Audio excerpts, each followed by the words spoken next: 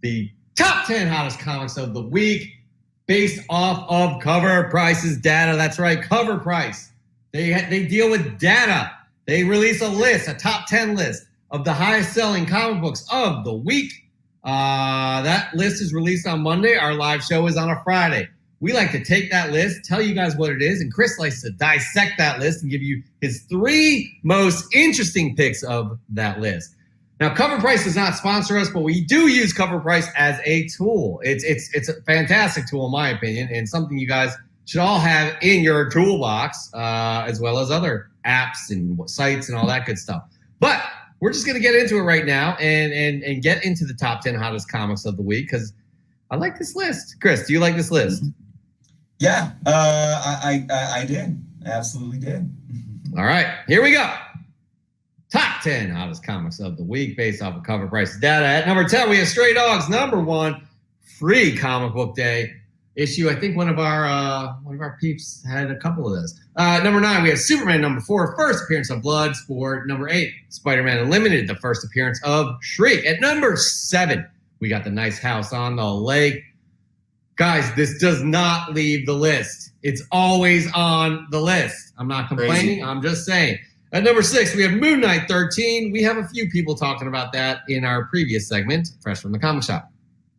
At number 5, Exiles. Number 3, all the love from the first episode of What If. This is first Peggy Carter as Captain America / Captain Carter. At number 4, we have Nocterra. Number 1, a lot of rumors going on with that Scott Snyder series. Number 3, we have Batman Urban Legends. Number 6, the Ijikure variant. Number 2, we have Batman Urban Legends. Number 6, the Nakledo variant. And at number 1, we got Batman Urban Legends. Number 6, cover A. Now, Chris, this is the time that you ask me, why are you yelling? Why are you yelling? Am I really supposed to ask you? No, I'm just, is the drama too thick? Be honest with me in front of me. Okay. Well, I'm choking. You're yelling. I'm choking. Now, here, I'll tell you. This is too much. Chris. Okay. Now, let me finish my sentence, Chris. Go ahead. Now is the time for you to go over your top 3. See, I took it back, right? It was too much. Okay. I might start choking again, though. All right, what do you got? Again, big shout out to it's going to be in the Guinness Book World Records, Nice House on the Lake. Remember, I finally picked it for one of my top 3 last week just because I had to give it some propers. I didn't pick it again this week. You know, what more can I say? I mean, you've been picking it every week. It gets old. I know, right? I would just run out of stuff to say. I mean, it's pretty self-explanatory what it's doing. And then how about that 3 for the 3, 2, 1s? But we'll get to that. We'll get to that. Yeah. So, okay, folks. My 3rd pick of the week was the Moon Knight 13. Look. You don't even gotta. I have to bring it up. I got one. You don't even gotta. I mean, you can bring it up on screen too. It looks prettier on screen. You got too much glare. It sure does. Look at that. So, Moon Knight. As we talked about in the Fresh from the Comic Shop segment, everything Moon Knight is hot right now. I talked about this book in my Daredevil video a couple weeks ago, saying with all the rumor in fan demand, it rhymes, but we fans are really demanding Charlie Cox's return. Mm-hmm. There's been the rumor of he's going to be Spider-Man's attorney in No Way Home, or he could show up in a Disney Plus series, and he absolutely could possibly show up in a Moon Knight. That would work. I would love to see Charlie Cox face off with Oscar Isaacs or something like that. But the bottom line is, for me, I would absolutely love to see this character come back. This book is a very affordable book that I think has a large potential of growth if indeed these 2 characters meet up in the MCU one way or the other. Jeff, you had mentioned in Fresh from the Comic Shop segment about the first meetings. You talked about the first Riri and Shuri. This is another thing, and I've talked about this for a long time now too. We, with the instantaneous information, with the ability for us as collectors to attain information, we are finding more value in more books because it excites us to know it's not just that first appearance or that number one of a new run. It's when do these characters first meet up, or there's so much out there. The origin books are becoming bigger and bigger. So this is another one that I just think has a lot of potential. But regardless, it's a solid book from a solid run, from a Bronze Age run that I love. So looking at these numbers, a 202% increase in sales over the last week, a 9.6 CGC high, sold for $89. So that's very, very affordable. I think like about a week and a half ago, prior to this high, and I saw one that's a 9.6 sold for 80, and then the 89. I think one sold for like 60 something. So you can tell it's gaining a little bit of traction. But check this out. We did have a high raw that sold for $66. And there was another one that sold for $65. Both of them were on eBay listed as like near mint. So, again, for a early 80s Bronze Age book, it's going to be more or harder to find those types of high grades. They're probably really thinking, I'm going to spend a little more money to get this book where I'll get it press and clean and maybe get a 9.8 from CGC or something. I don't know. I don't have that. I wish for this one I would have calculated the average raw sale. I did in my video. If you guys go look at my video that I did 2 weeks ago, you can see what it was in 2 weeks. But we know the market changes. Now that this book made the top 10 list, there's obviously going to be more eyes to it. But again, I mean, a 9.6 selling for under $100. I think that's solid. We'll see if there might be any 9.8s coming back from CGC anytime soon with this book getting a little steam going. Yeah, I'll tell you what. I still, even though Daredevil had a series, right, with 3 seasons on Netflix, I don't think he's gotten his due yet, right? I think he's still a character on the rise. And Moon Knight has kind of a cult following, but with the MCU backing Moon Knight, I mean, his potential hasn't even. I mean, it's not even close. So the two of these guys are characters that still have a ton of room for growth, because once they're out there, let's just hope that the rumors are true that Daredevil is in Spider-Man No Way Home, and Charlie Cox makes his way back into the MCU and is a recurring character in these series.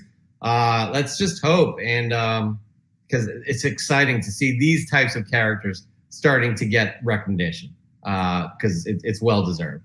All right, Chris, moving on. Your second most interesting pick from this list. What do you got? All right.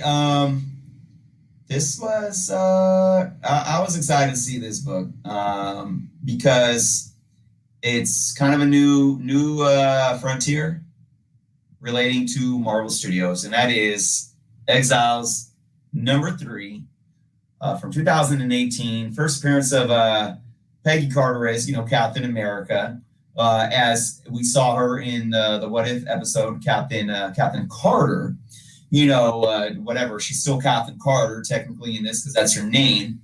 But it is a version of Captain America, whereas in the What If, she's technically like a Captain Britain because she holds the shield that reflects, Britain instead of the standard Cap shield that you see here. Regardless, I think what fans are doing right now is those are small differentials, and we got our first taste of Marvel Studios animated, and I think it's already blowing people out of the water. I haven't seen the second episode yet. I'm hoping to watch it tonight. It's going to break my heart. But that first episode was awesome. I thought it had a very good feel to it. I think the episodes are going to just keep getting better, by the way. But it had a certain that kind of Disney vibe to it, which was cool. But it still had a unique vibe to it, and it was still very much Marvel, Marvel Studios and what we know and love from them. So it doesn't surprise me that this book has got hot and made the list. Looking at these numbers, it had a 114% increase in sales over the last week. CGC 9.8 selling for $525. High sale, unbelievable. Again, I don't flaunt these books as, these are huge books that are going to continue to increase in value or whatever. It's not always the case, but I don't know what this book is going to do in the future. I don't know if this book in a 9.8 will hold that type of value. But what I do know is that we, again, are clinging to everything that Marvel Studios does. And we come back to the comics. Now, whether or not people want to argue, oh, it's just flippers going back and buying the books or whatever, they don't even care. They're just trying to get rich and they're going to be let down when they don't hold value or not. Again, yes, there's always going to be those type of people. There's always going to be people that make uneducated purchases. There might be some people that get disappointed in what they buy. They lose money if a value drops. But the bottom line is that I'm sorry. I'm going to stand and say this through all my research and me understanding the industry. The majority of people that hop on these books, all right, they are just so engulfed in the characters once they see them on the screen. And now we're doing it for animated Marvel Studios. People are in love with Marvel Studios. It's huge. It's unfathomable, man. And I don't think it's slowing down anytime soon. It's not slowing down. And there's something out there from one of the producers, and I cannot remember who said it, but these characters could cross over to the big screen. These animated characters could cross over to the big screen or even just live action in some form. Yes. So we could see a Peggy Carter in the Marvel universe, like on screen, a live action burger. What the hell?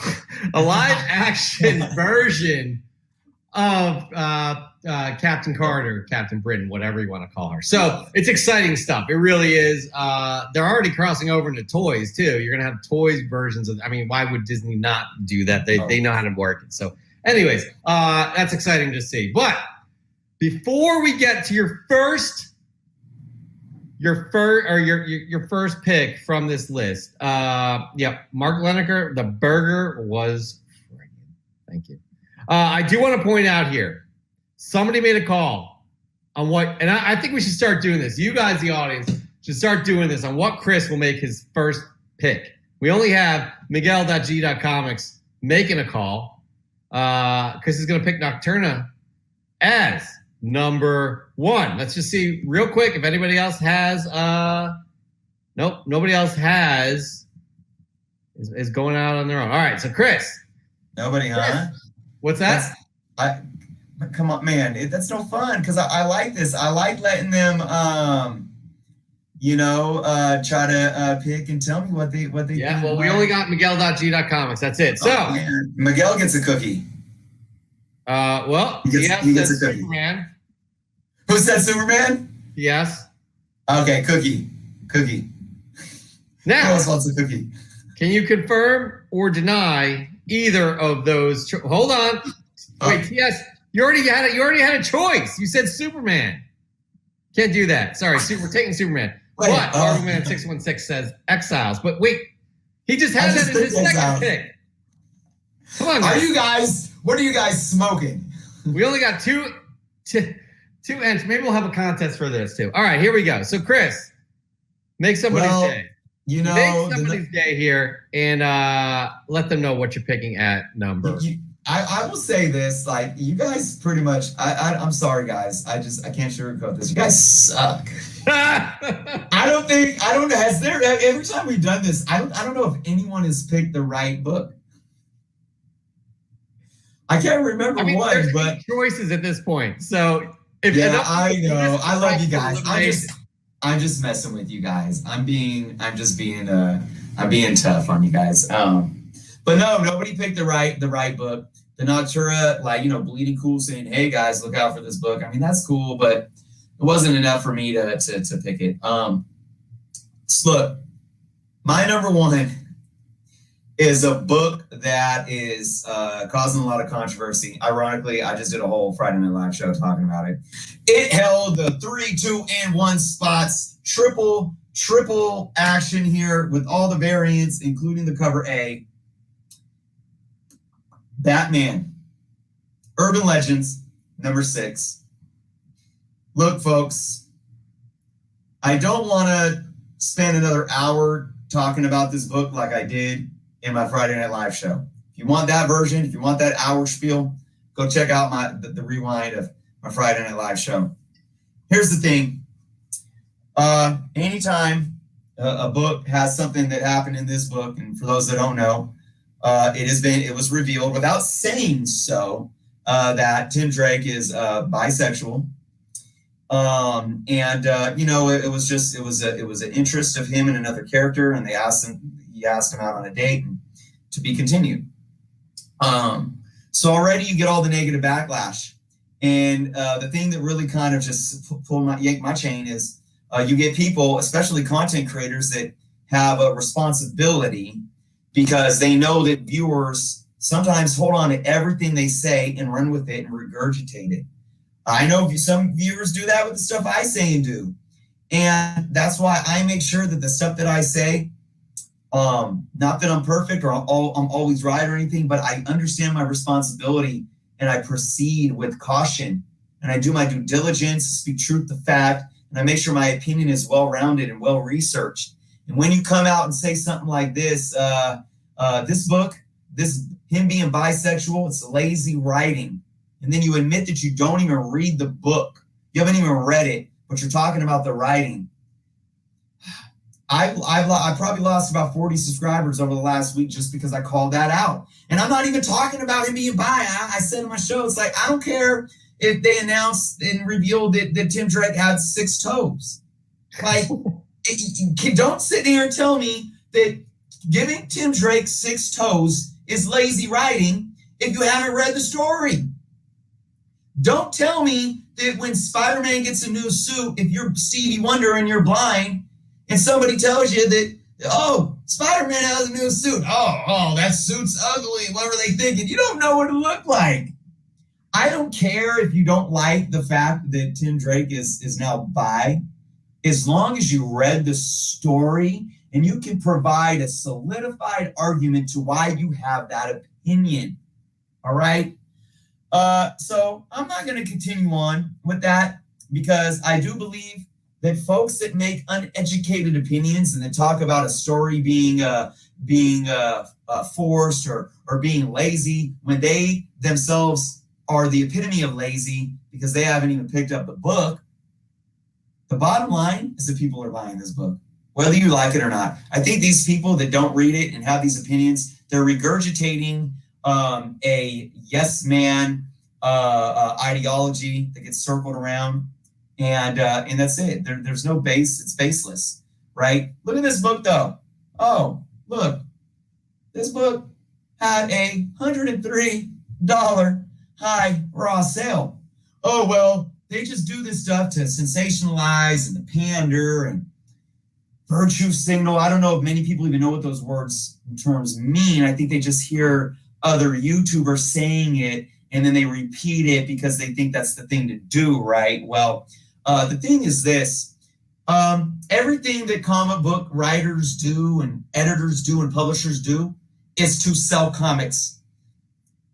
When they kill off a character for the 29,000th time, it's to make money and sell comics. Whenever they give Spider-Man a new suit, no matter how ugly some of us think it is, it's to sell comics. Anytime, they bring back a character that they killed off, it's to sell comics. Anytime they do a clone saga for the 2700th time, it's to sell comics. Maybe they said, oh, well, let's make this character bisexual. Maybe it'll help us sell comics. Hey, the only time you're mad about it, though, is when it has to do with these things that might make you uncomfortable. I don't know. I've lost subscribers over it. I don't know. I don't care. But here's the thing. You have not been mad when comic books did all these other crazy things to sell comics. Only when it's these issues, or so it seems.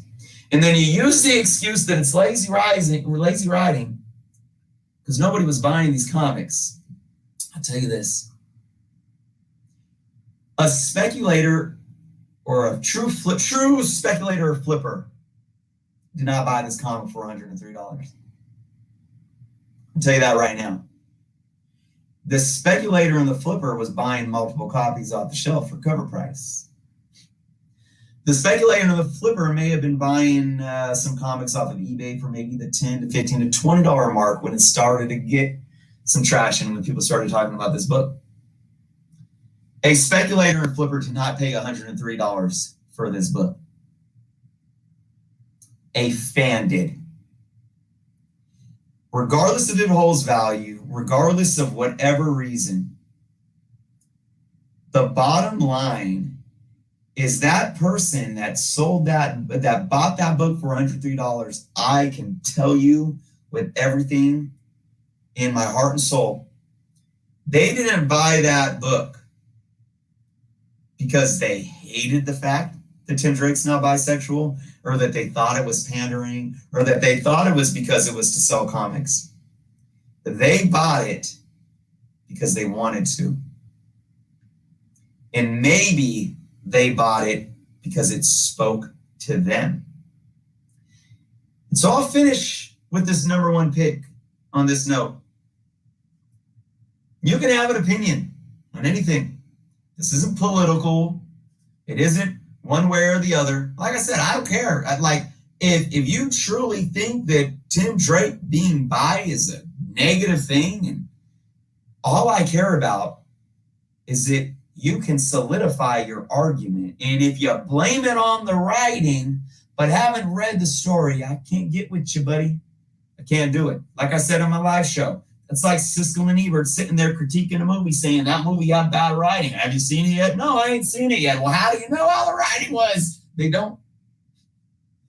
So don't twist what I'm saying here and go unsubscribe because I'm a liberal snowflake woke SJW.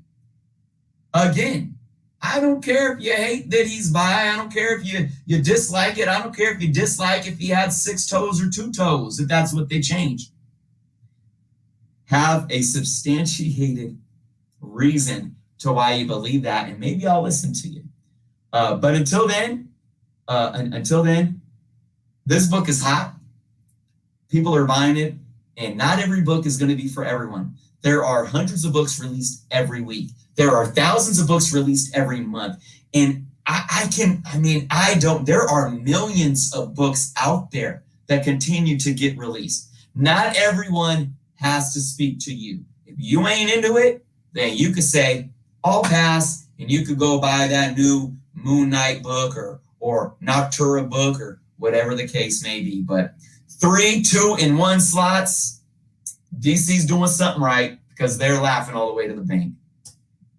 That's a fact. Here's the deal. We talk about this all the time. Representation matters. This matters to somebody who sees themselves in Tim Drake, right? And I think that's great. I think it's great. It doesn't matter. It doesn't look any different to this character who is aligned with Batman and is the Batman family. Now, speaking as purely kind of like putting your speculation, I don't think this is a good buy at all.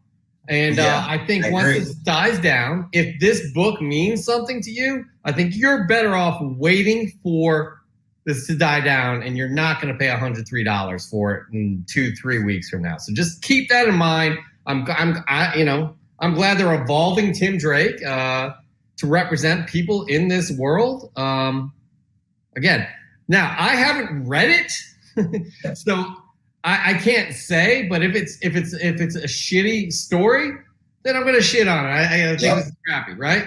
Yep. But if it's a good story, I as long as it's a good story, I'm fine with this revelation of who this character is. And I think, Chris, you feel the same way. Yep, absolutely. Absolutely. And that's what I'm saying. It's like, I don't know. I don't even want to get into it anymore. But I said in my show, I will say here, I'm not going to hold back. It's like, I understand. You and I, Jeff, we both talked about how you can't have people trying to pull look, I'm a decent human being card and say, I'm gonna throw some representation out there just because I want my cool card, right? For your brownie points. You can't have a middle-aged male writing about women's rights, like, it's like, get people in there that have experienced, even if it's a co-writer, or somebody that has, had that experience in real life, and give them an opportunity to write about it, talk about it, do the art. Get LGBTQ writers in to tell stories for LGBT folks out there, because those people are out there in the world. Get these Black writers to tell stories of what it's like growing up Black in America, or maybe you get an African character to tell a story about an actual individual that grew up in a nation in Africa, and you tell that story. And comic books, even in their fiction, always need to, they always reflect, they're grounded in real life. Any good fiction is grounded in nonfiction, to be quite honest. So do that. So me and you both, we're not sitting here completely we're not blind on some political beliefs or some certain types of beliefs that aren't going to sit and say that, yeah, maybe people do these things and it's not genuine, but you can't even make that opinion on something if you don't read the book or read the story or understand what's going on. So it's just ironic that anytime it's about race, gender, or sexuality, you get the same regurgitated rhetoric. And I'm telling you, it's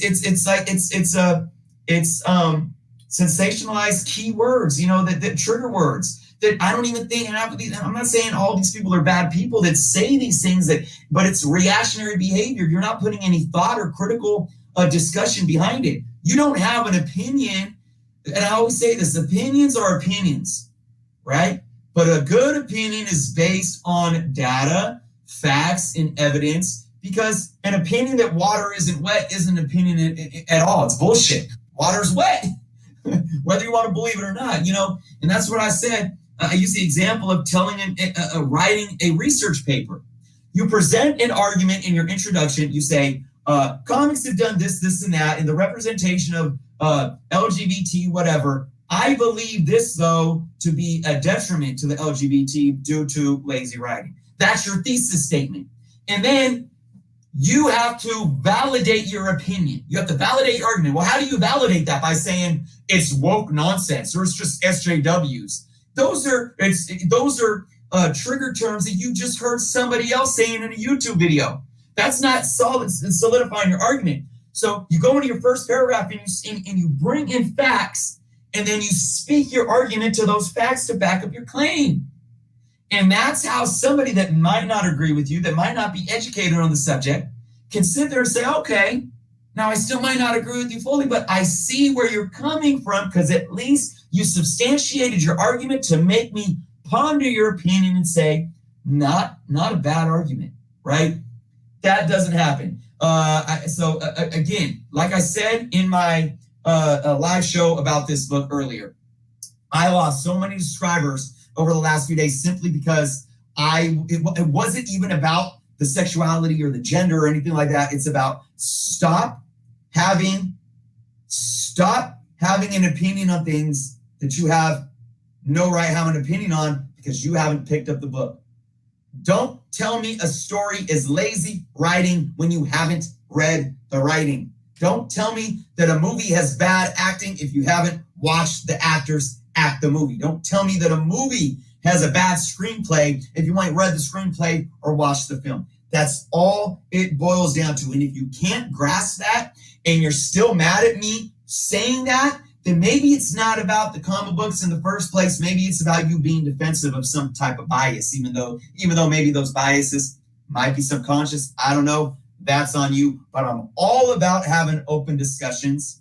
I'm all about understanding people's different perspectives and why some people may say, oh, I don't know if this is the right thing to do. But I'm telling you right now, if you want to engage in that discussion, you better come with humility and the ability to listen to others and respect. But lastly, like I said, educate yourself. Make your opinion matter. Don't just regurgitate nonsense to where you're just throwing out these baseless, this baseless rhetoric that just, it gets nobody nowhere. 100%. it's just infuriating when people themselves are lazy and just don't educate themselves. So that right there wraps up our top 10 hottest comics of the week. We'll have a brand new list next week, probably with a bunch of reread. Chris, are we going out on a limb by saying that? Nope. I'm with you on it.